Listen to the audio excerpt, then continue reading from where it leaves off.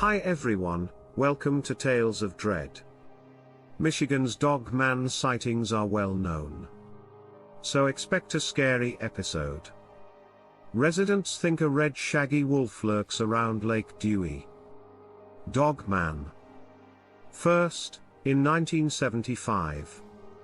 My aunt lived in Georg, Michigan, a calm and peaceful town until you understood something horrible lurked near Lake Dewey. We had just gone raspberry picking and decided to relax with a lunch by the lake. My aunt was 30 when I was 15. She just divorced her cheating, abusive ex-husband. I'm delighted she left him. Since we were close and I grew up with her, she enjoyed my summer company. I loved spending time with my aunt, but this day was sweltering. We had just finished a lunch when my aunt asked why a giant dog was observing us. I turned back and saw what she meant, a German Shepherd Wolf hybrid standing on two legs and looking at us. It was just behind the tree line, with what seemed like one hand leaning against a tree. Evening light let me see what it was. I'd think I could see it pretty well. It was 6 to 7 feet tall, shaggy yet slim. Its muzzle was longer than a wolf or German shepherd's. My aunt and I saw the strangest monster ever. This dog didn't look like any dog I'd ever seen. After a while, it lowered its head and barked at us.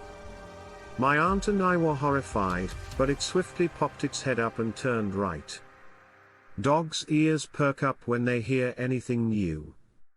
What happened?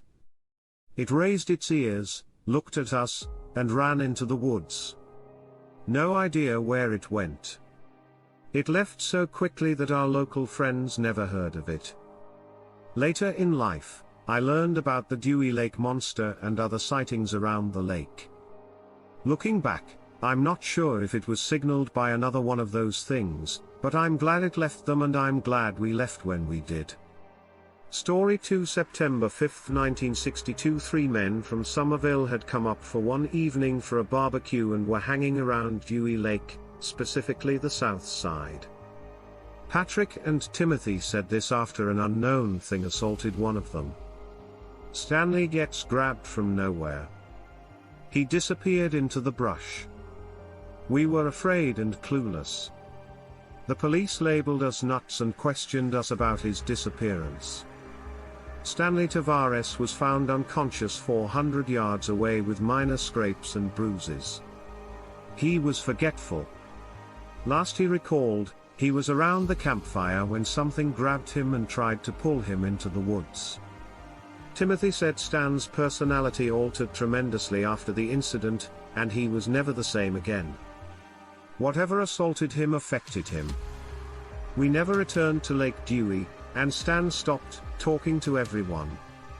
Paul, Ruers, and Mary Rose visited sister lakes, Lake Michigan, and Lake Dewey on July 1, 1962. They were frequently outdoorsy, seasoned explorers. They couldn't explain what happened. We were on the lake's beach admiring the view when we saw what appeared to be a dog swimming. We weren't sure if it was someone's loose dog until it started swimming toward us. Mary stated the dog was strange when they drew closer and it approached. We discovered it was larger than we thought, and it wasn't swimming like a dog, it was paddling like a human trying to swim like a dog. As it moved closer to us, I could make out more scary aspects. Paul described how it locked eyes with him and Mary and swam faster. Paul and Mary were nervous and left quickly.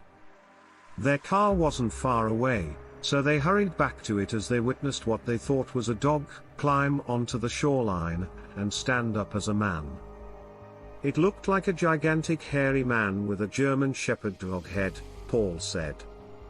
I've heard about the lake monster from pals, but I always thought it was a fiction our parents told us to keep us in at night. I never believed in its existence until that day. Now I avoid anything around that lake. Story: the 4th of June 2, 1981. Marvin Pierce encountered something odd while traveling home to Somerville. His father lives in Doha, and was visiting for the evening before leaving. Dewey Lake Road was his destination. This road and environment are already spooky with thick swamp on both sides. At the time, this route was unpaved, so you had to move slowly. A gleam of light remained after dusk. Around 8 or 9 p.m., because it's a dirt road, Marvin saw what seemed like a gigantic hairy monster walk out in front of his car. Slowly. Dark, I'm going 20 miles per hour. I slow down when someone walks in front of my automobile. This thing turns and attacks my vehicle.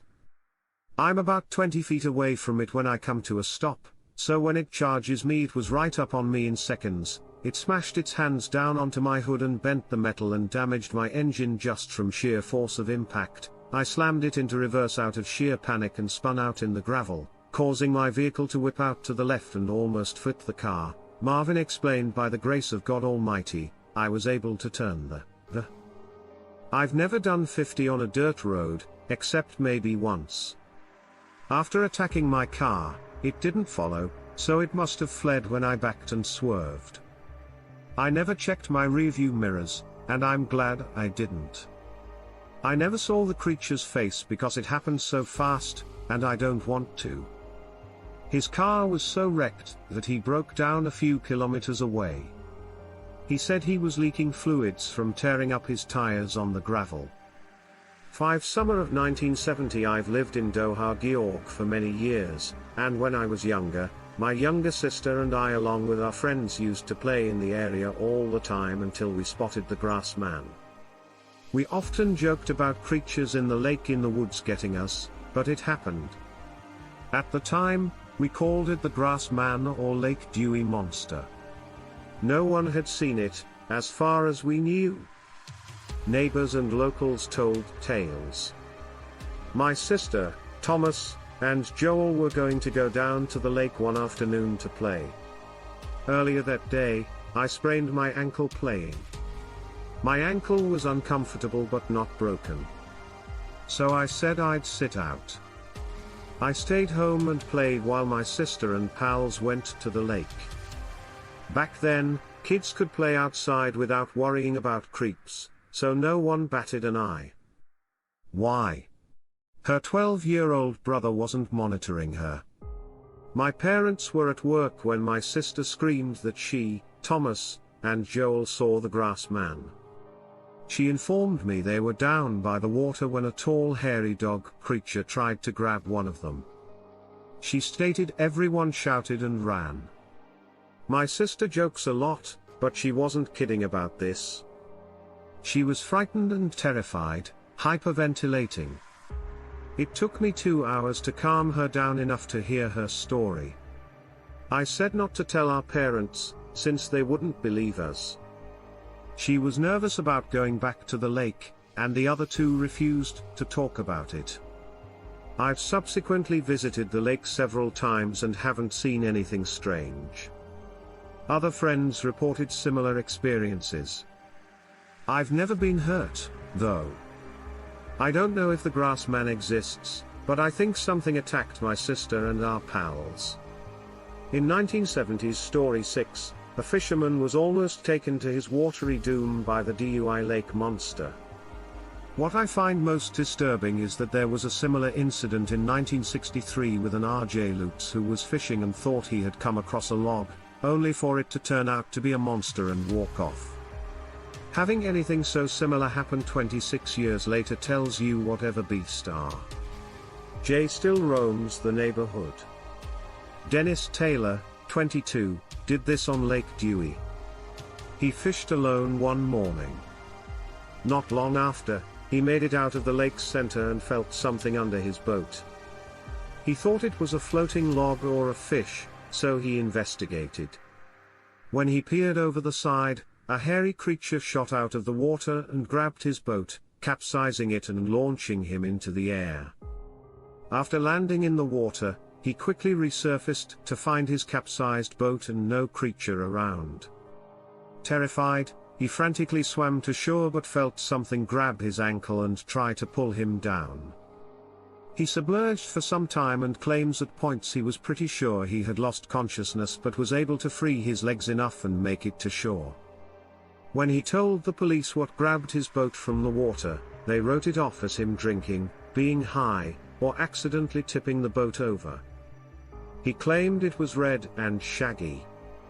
He didn't know why it was under his boat or what it was.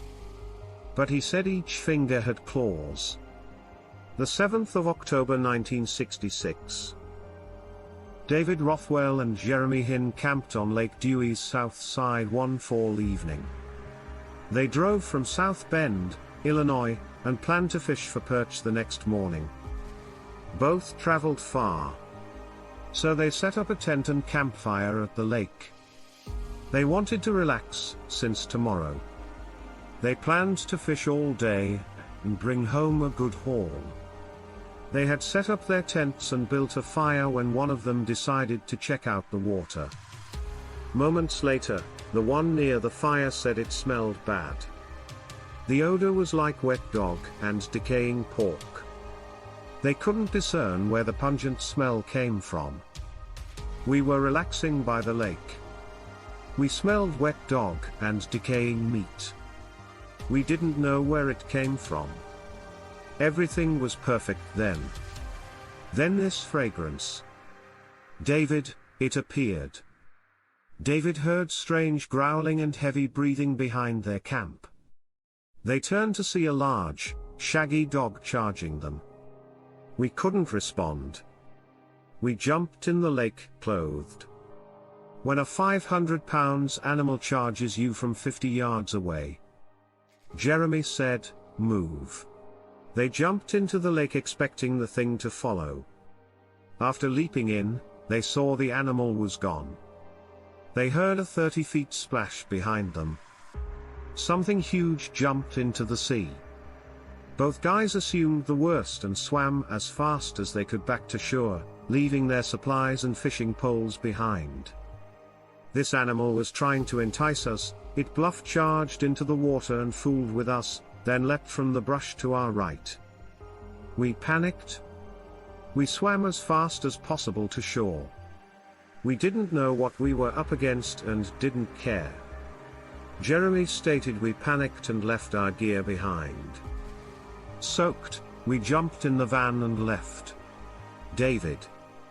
The next morning, when we went back for our luggage, our tent was demolished. It looked grisly mauled. We didn't want to call cops and look crazy. Jeremy responded, "We basically cleaned the inside ourselves." Both men haven't returned. Cheers. Like, comment, and subscribe if you liked the video. I have many more actual animal encounters.